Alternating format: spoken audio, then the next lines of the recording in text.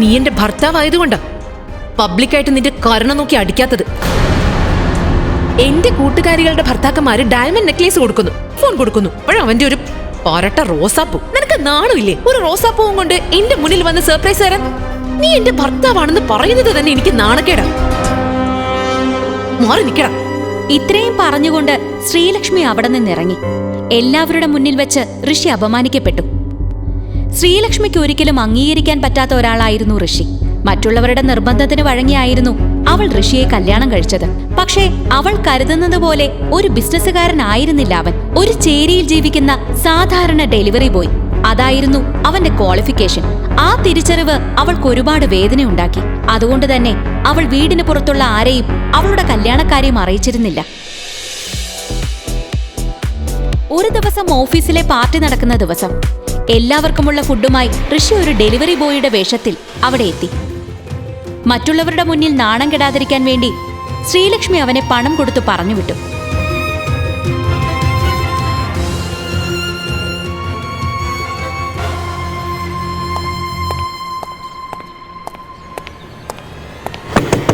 ശ്രീലക്ഷ്മിയുടെ uncle ഋഷിയെ ഒരു നായയ്ക്ക് സമമായായിരുന്നു കണ്ടിരുന്നത്. നിനക്ക് AC ഇട്ട് കിടന്നുറങ്ങാനാണോടാ ഞാൻ ഈ കാർ വാങ്ങിച്ചു വെച്ചിരിക്കുന്നത്? നിനക്കറിയാലോ എനിക്കിന്ന് ഇമ്പോർട്ടന്റ് മീറ്റിംഗ് ഉണ്ടെന്ന്. നീ ഇവിടെ കിടന്നുറങ്ങിയാ എനിക്ക് മീറ്റിംഗ് മിസ്സാവില്ലേ? നീയൊക്കെ ജന്മം ചെയ്താൽ കാണാൻ സാധ്യതയില്ലാത്ത ആഡംബര ഹോട്ടലിലേക്കാ ഞാൻ പോകുന്നത്. ഡോർ തുറക്കടാ.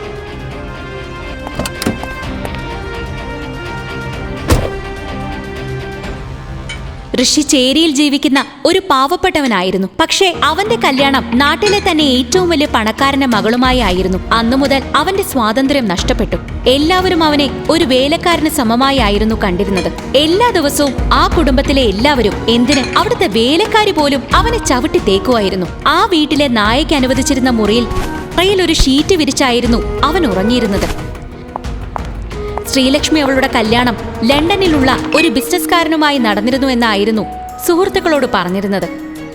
അവളുടെ കൂട്ടുകാരികൾക്ക് ഭർത്താക്കന്മാർ കൊടുക്കുന്ന ഗിഫ്റ്റ് കണ്ട് അവൾ അസൂയയോടെ നോക്കുമായിരുന്നു.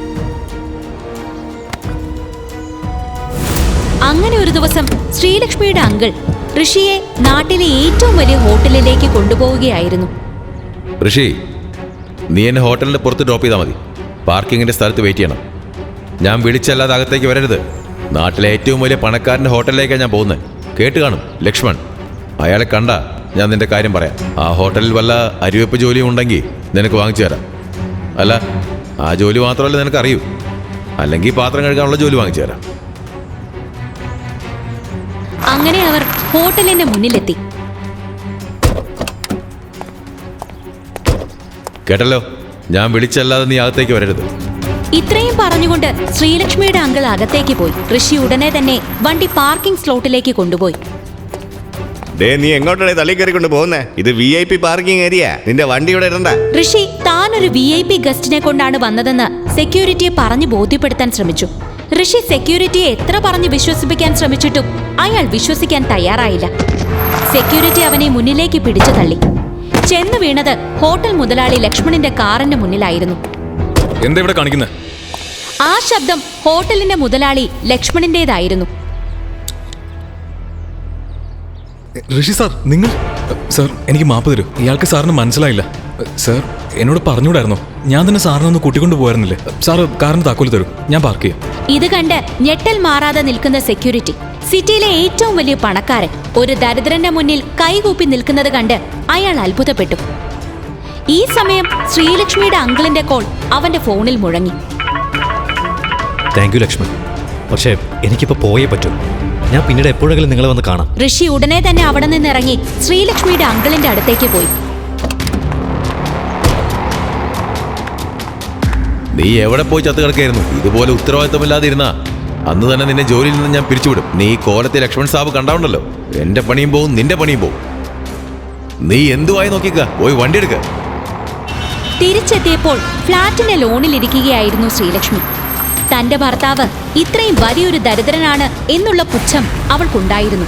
അല്പം ദൂരെയായ ഒരു ഡയമണ്ട് മോതിരം കൊടുത്ത ഒരാൾ അവന്റെ കാമുകിയെ പ്രപ്പോസ് ചെയ്യുന്നത് കണ്ടു. ഇത് കണ്ടപ്പോൾ ശ്രീലക്ഷ്മി ആകെ വിഷമിച്ചു. തന്റെ ഭർത്താവ് ഒരു ദരിദ്രനാണെന്നുള്ള വിഷമവും അവൾക്കുണ്ടായിരുന്നു. എന്റെ ഭർത്താവിന്റെ കയ്യിൽ ഇതുപോലൊരു ലക്ഷറി കാറുണ്ട്. അത് അവൻ ഡ്രൈവ് ചെയ്യുന്നു, അതുകൊണ്ട് സിറ്റിയിൽ കറങ്ങുന്നു. പക്ഷേ എന്റെ വിധി മറ്റൊന്നായിരുന്നു. എന്റെ ഭർത്താവ് ആഡംബര കാർ ഓടിക്കുന്ന വെറും ഒരു ഡ്രൈവറായി പോയല്ലോ.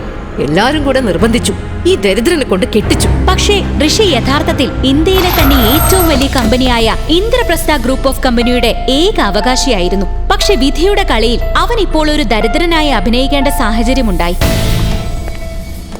സാറ് പറഞ്ഞ ഡിസൈൻ വെച്ച് നമുക്ക് ഇന്റീരിയർ ഉണ്ടാക്കാം. സർ, സാറിന്റെ ലക്ഷ്യങ്ങൾ വിലയുള്ള ഹെൽത്ത് ഡ്രിങ്ക്. അതിങ്ങ് തരൂ ഡാർലിംഗ്. അയാൾ നടന്നു വന്ന് അറിയാതെ ഋഷിയുടെ ദേഹത്ത് തട്ടി. ഇവനെന്താ കണ്ണില്ലേ? മിസ്റ്റർ ഋഷി, ഞങ്ങളുടെയൊക്കെ കണ്ണിപ്പെടാതെ മാറി കിടക്ക്. നിന്നെയൊക്കെ കാണുന്നതിന് ഞങ്ങൾക്ക് അറപ്പാ. മോളെ, എന്റെ താഴെ വീണ ഗ്ലാസ് എടുത്തു തരൂ. ഓ മൈ ഗോഡ്, അതിന്റെ ചില്ല് പൊട്ടിച്ചല്ലേ മഹാഭാബി. അയ്യോ, ഞാൻ എന്തിനങ്ങനെ ടെൻഷൻ അടിക്കുന്നത്? നിങ്ങൾക്കറിയില്ലേ ടെൻഷൻ ആയാലും ഞാൻ എന്ത് കഴിക്കുമെന്ന്? Cream cake. അതറിയാമല്ലോ, പിന്നെ എന്തിനാ വായി നോക്കി നിൽക്കുന്നേ? കാറിൽ പോയി എന്റെ ക്രീം കേക്ക് എടുത്തോണ്ട് വരും. ഉടനെ ഋഷിയുടെ ഓർമ്മകൾ പിന്നിലേക്ക് പോയി.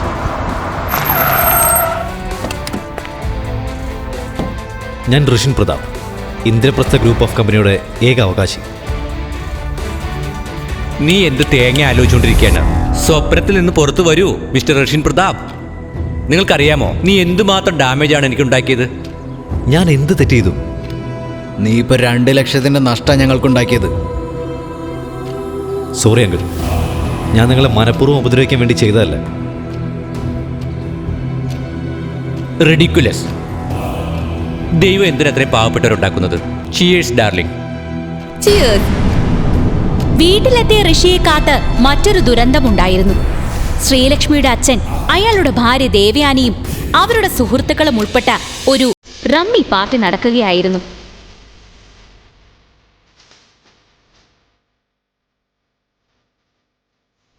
യുനു ദേവയാനി, ഞാനെന്താ ലേറ്റ് ആയെന്ന് അറിയാവോ?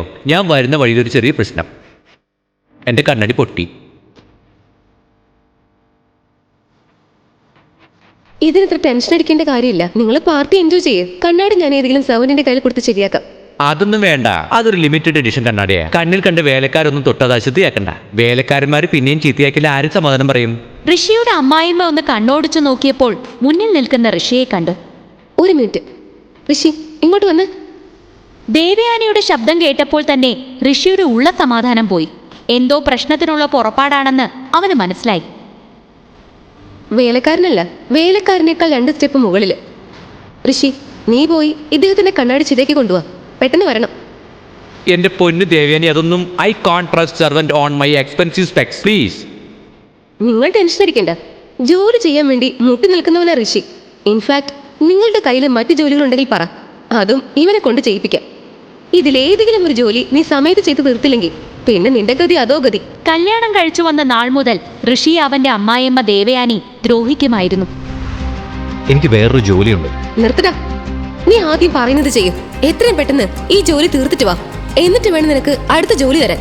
എനിക്ക് അറിഞ്ഞൂടാ ഏത് നശിച്ച നേരത്താണോ എന്തോ ശ്രീലക്ഷ്മി ഈ നാറിയെ കിട്ടിയത്. അവൾക്ക് വേറെ ഒരുത്തനെയും കിട്ടിയില്ല. ദേവയാനി, എനിക്ക് നിന്റെ അവസ്ഥ മനസ്സിലാവും. പക്ഷെ നീ എന്തിനാ ഇങ്ങനെ ആവശ്യമില്ലാതെ ടെൻഷൻ അടിക്കുന്നേ? Just breathe and be normal. Take positive vibes. Breathe in, you will be fine. ഇവനെ പറഞ്ഞുവിട്.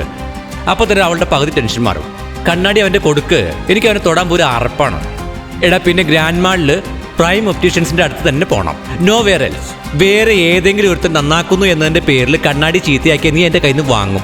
എല്ലാവരുടെയും മുന്നിൽ അപമാനിക്കപ്പെട്ട വിഷമവുമായി ഋഷി അവിടെ നിന്നും പോകാൻ ഒരുങ്ങി.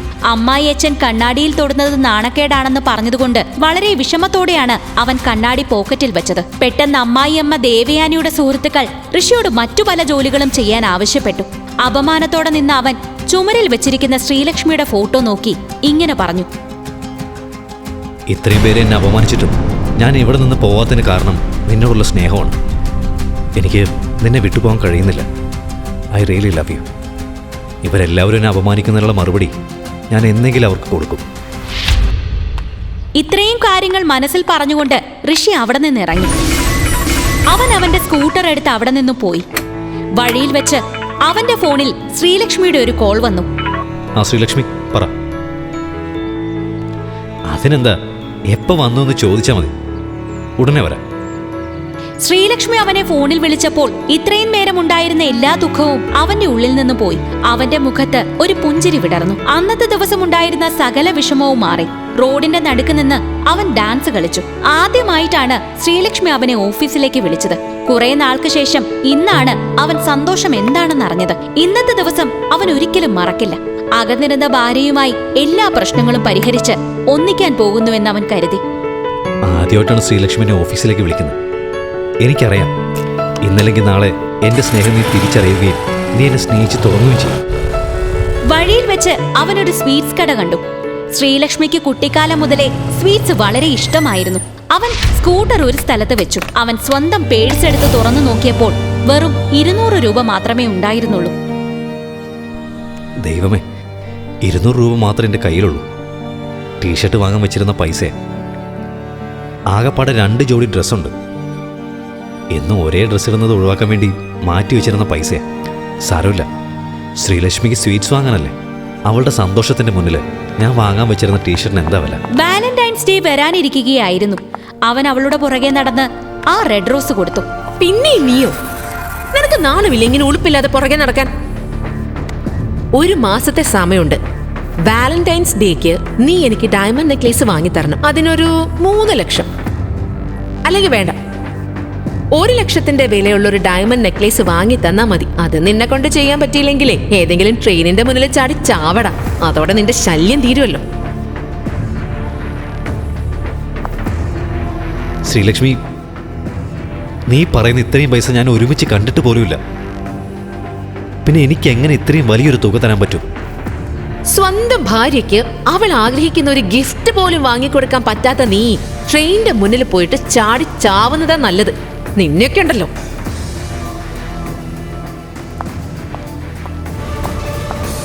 പിണക്കം മാറാൻ പോകുന്ന സന്തോഷത്തിൽ അവൻ സ്വീറ്റ്സ് വാങ്ങി സ്കൂട്ടറിൽ കയറിപ്പോയി. അപ്പോഴാണ് അമ്മായിയച്ഛന്റെ കണ്ണാടി നന്നാക്കുന്നതിന്റെ കാര്യം ഓർത്തത്. എന്റെ പൊന്നമ്മായപ്പ, തന്റെ കണ്ണാടി നന്നാക്കുന്നതിനേക്കാൾ എനിക്കിപ്പോ വലുത് എന്റെ ശ്രീലക്ഷ്മിക്ക് ഗിഫ്റ്റ് വാങ്ങി കൊടുക്കുന്നത്.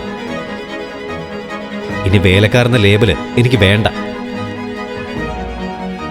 ഇന്നു മുതൽ ഞാൻ എന്റെ മുഖംമൂടി മാറ്റി വെക്കുക.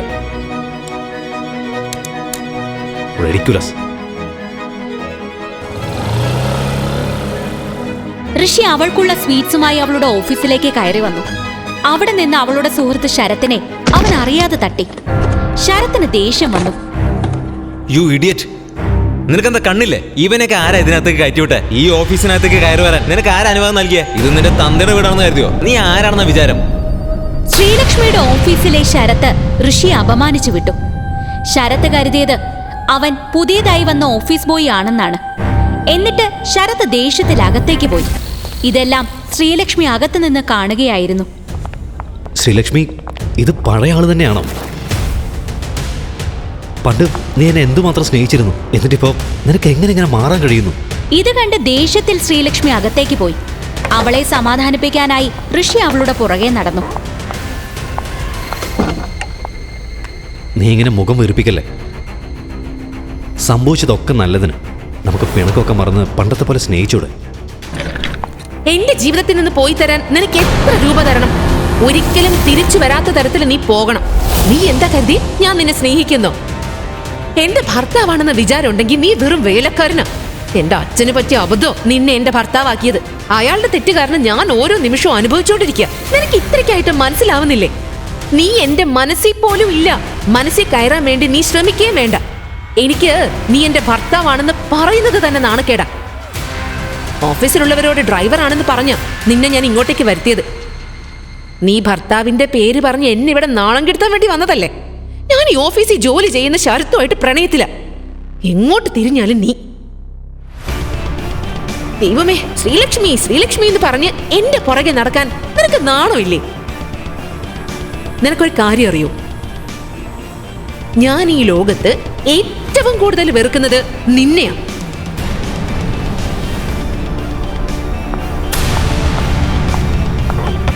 അവൾ ദേഷ്യത്തിൽ പുറത്തേക്ക് ഇറങ്ങി വന്നു. ഇതെന്താ വല്ല ഹോട്ടലുമാണോ? തറയിൽ കുറെ ജിലേബി കിടക്കുന്നു. ഇതെല്ലാം എടുത്തോണ്ട് ഡസ്റ്റ്ബിന്നിലിട്.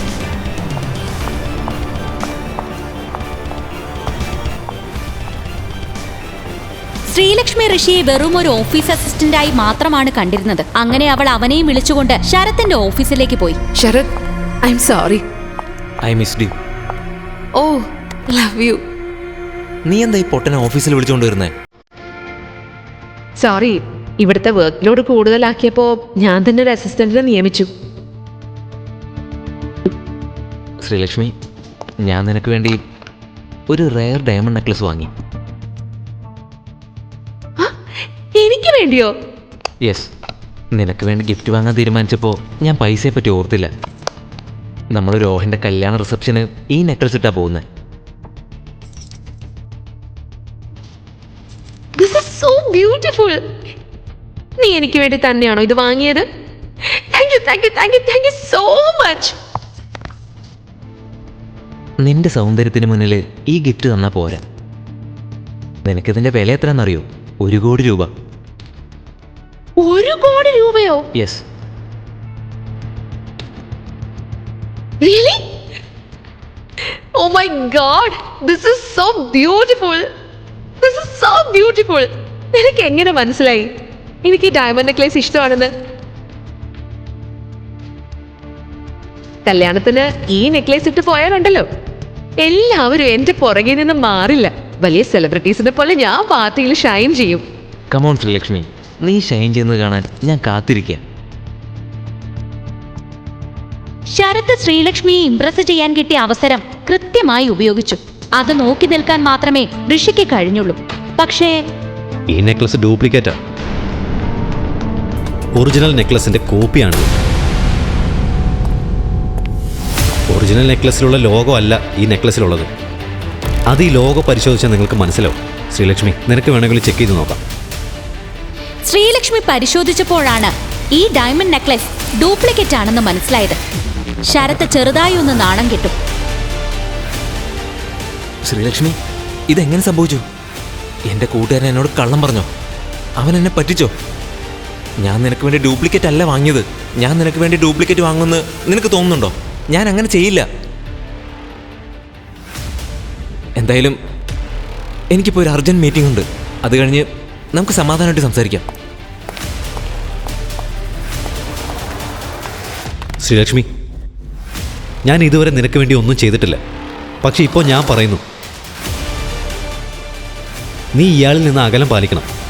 അവൻ നിന്നെ ഇംപ്രസ് ചെയ്യാൻ വേണ്ടിയാ നിനക്ക് ഡ്യൂപ്ലിക്കേറ്റ് ഡയമണ്ട് നെക്ലസ് തന്നത്. ഇങ്ങനത്തെ ആളുകൾ ഇന്നല്ലെങ്കിൽ നാളെ നിന്നെ ചതിക്കും. നിനക്ക് ഇഷ്ടമുള്ളതുപോലെ നീ ചെയ്യും. എന്തായാലും നിനക്ക് ഇതിൻ്റെ ഒറിജിനൽ ഗിഫ്റ്റ് വാങ്ങി തരാൻ വേണ്ടി ഞാൻ പണിയെടുക്കും. നിനക്ക് വേണ്ടി ഇത് ഞാൻ കൊണ്ടുവരും. ഋഷി ഇങ്ങനെ പറഞ്ഞത് അവൾക്കൊരു ഷോക്കായി. ആദ്യമായിട്ടാണ് അവൻ ഇങ്ങനെ സംസാരിക്കുന്നത്. കല്യാണം കഴിഞ്ഞ് ഇത്രയും വർഷം കഴിഞ്ഞിട്ട് ആദ്യമായിട്ടാണ് ഋഷി എന്തുമാത്രം ആത്മാർത്ഥതയുള്ള വ്യക്തിയാണെന്ന് അവൾക്ക് മനസ്സിലായത്. ഈ വൃത്തികെട്ട ചതിയന്മാരിൽ നിന്നും രക്ഷിക്കാൻ വേണ്ടിയാണ് ഋഷി തന്റെ ഒപ്പം നടക്കുന്നതെന്ന് അവൾക്ക് മനസ്സിലായി. അന്നാദ്യമായി അവൾ ഇങ്ങനെ ചിന്തിച്ചു, ഈശ്വര, പണമില്ലാത്തതിന്റെ പേരില് ഋഷിയെ ഞാൻ അകറ്റി നിർത്തിയത് മാപ്പർഹിക്കാത്ത തെറ്റാണല്ലോ. ശരത് വെറും ഒരു ബിസിനസ് പാർട്ട്ണറാണ്, പണക്കാരനാണ്, സക്സസ്ഫുൾ ബിസിനസ്മാൻ ആണ്, നമ്മുടെ കമ്പനിയുടെ ഏറ്റവും വലിയ ഇൻവെസ്റ്റർ. ഋഷിയുടെ പെരുമാറ്റം കാരണം ശരത് ഈ കമ്പനിയിൽ നിന്ന് ഇൻവെസ്റ്റ്മെന്റ് പിൻവലിച്ച പിന്നെ എന്താ സംഭവിക്കാൻ പോകുന്നത്? ഋഷിയുടെ സ്നേഹത്തിന് വേണ്ടി എന്റെ ഇത്രയും കാലത്തെ അധ്വാനം ഞാൻ കൊണ്ട് കടലിൽ കളയണോ? എനിക്ക് ഋഷിയുടെ ആവശ്യം ഇപ്പൊ ഇല്ല, പക്ഷേ ശരത്തിന്റെ ആവശ്യമുണ്ട്. ബിസിനസ് ലാഭത്തിനെ പറ്റി ചിന്തിച്ചപ്പോൾ ശ്രീലക്ഷ്മിക്ക് ഋഷിയെ ഒഴിവാക്കുന്നതാണ് നല്ലതെന്ന് തോന്നി. എടാ കോപ്പേ, നീ എന്താ നിന്നെ പറ്റി വിചാരിച്ചു വെച്ചിരിക്കുന്നത്? നിന്നെ ആരും ഇങ്ങോട്ടേക്ക് വിളിച്ചത്? നീ കാരണം എനിക്ക് എന്തൊക്കെയാ നഷ്ടപ്പെടാൻ പോകുന്നത്. ഞാൻ തെറ്റ് ചെയ്തു. നിന്നെപ്പോലെ ഒരുത്തനെ കല്യാണം കഴിച്ചു എന്ന തെറ്റ്. ഇനി നീ ഒരിക്കലും എന്റെ കാര്യത്തിൽ ഇടപെടരുത്. മര്യാദയ്ക്ക് ഇവിടുന്ന് ഇറങ്ങിപ്പോടാ. Hey you, stop the. നീ ആരാണെന്ന് നിന്റെ വിചാരം? നീ വലിയ ഹീറോ ആണോ? എന്നാ കേട്ടോ, നീ വെറും സീറോയാ. എന്നെ എതിർത്ത് സംസാരിക്കാൻ നിനക്ക് എവിടുന്ന ധൈര്യം കിട്ടിയ? നിന്റെ കൂതർ ജിലേബിയേക്കാൾ കൊള്ളായിരുന്നു ഞാൻ കൊടുത്ത diamond necklace. One more thing, നിന്നെ പോലത്തെ ആൾക്കാർ സ്വന്തം യോഗ്യത സ്വയം മനസ്സിലാക്കണം. അല്ലാതെ ഇങ്ങനെ വലിഞ്ഞ് കയറി വരികയല്ല വേണ്ട. മര്യാദയ്ക്ക് വീട്ടിൽ പോയി അടുക്കളപ്പണി ചെയ്യടാ. ശരത്തിനോട് വഴക്കുണ്ടാക്കി ഹീറോയിസം കാണിക്കാൻ പറ്റുന്ന ഒരു മാനസികാവസ്ഥയിലായിരുന്നില്ല ഋഷി.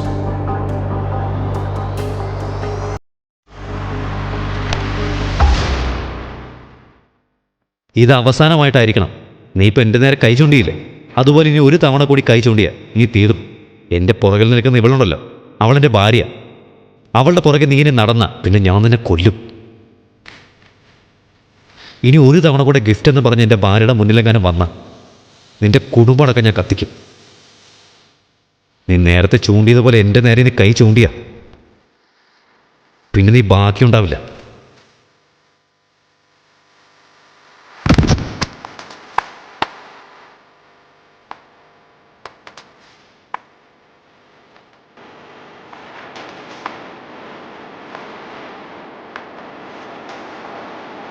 പക്ഷെ അവന്റെ എതിർപ്പ് ശ്രീലക്ഷ്മി വകവെച്ചില്ല. അവൾ ശരത്തിന്റെ ഒപ്പം ആ നെക്ലേസ് ധരിച്ചുകൊണ്ട് കല്യാണ പാർട്ടിക്ക് പോയി. സ്വന്തം ഭാര്യ ഒരു ആഡംബര കാറിൽ സുഹൃത്തിനൊപ്പം പോകുമ്പോൾ തന്റെ സ്കൂട്ടർ നോക്കി വിഷമത്തോടെ ഇരിക്കുന്ന ഋഷി. ശ്രീലക്ഷ്മി, ഇപ്പോൾ നിനക്ക് ചുറ്റുമുള്ള ചതി മനസ്സിലാവുന്നില്ലല്ലോ. പക്ഷേ എന്നെ നീ തിരിച്ചറിയുന്ന ഒരു ദിവസം വരും. രാത്രി ഒരുപാട് വൈകി. ഋഷി ആകെ വിഷമിച്ചിരിക്കുകയാണ്. അപ്പോഴേക്കും അവന്റെ ഫോൺ റിങ് ചെയ്തു.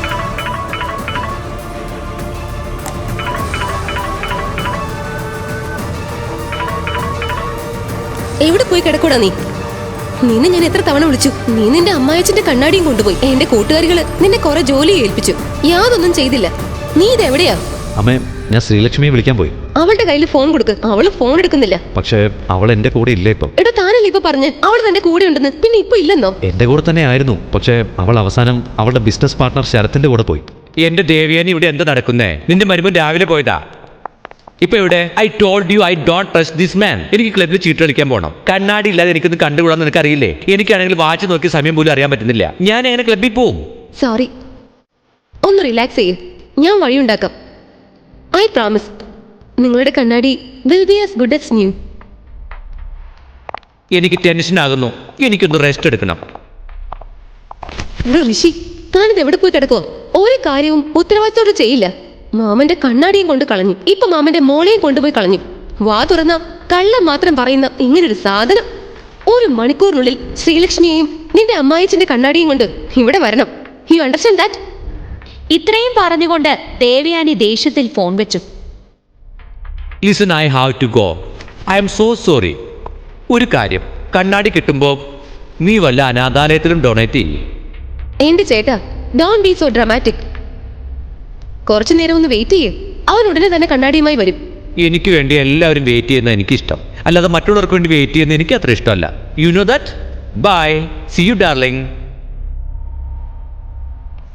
ഋഷി ഉടനെ തന്നെ ഫോൺ എടുത്ത് ശ്രീലക്ഷ്മിയെ വിളിച്ചു. അവൾ ഫോൺ എടുക്കുന്നുണ്ടായിരുന്നില്ല. ഋഷി ഉടനെ തന്നെ പാർട്ടി നടക്കുന്ന നൈറ്റ് ക്ലബിലേക്ക് പോയി.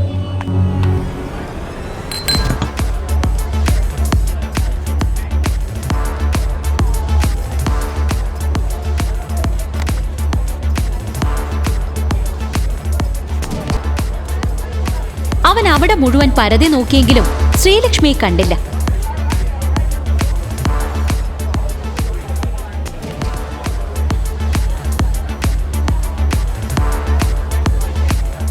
അപ്പോൾ അവൻ ദൂരെ നിന്ന് ശ്രീലക്ഷ്മിയുടെ ഒച്ച കേട്ടു.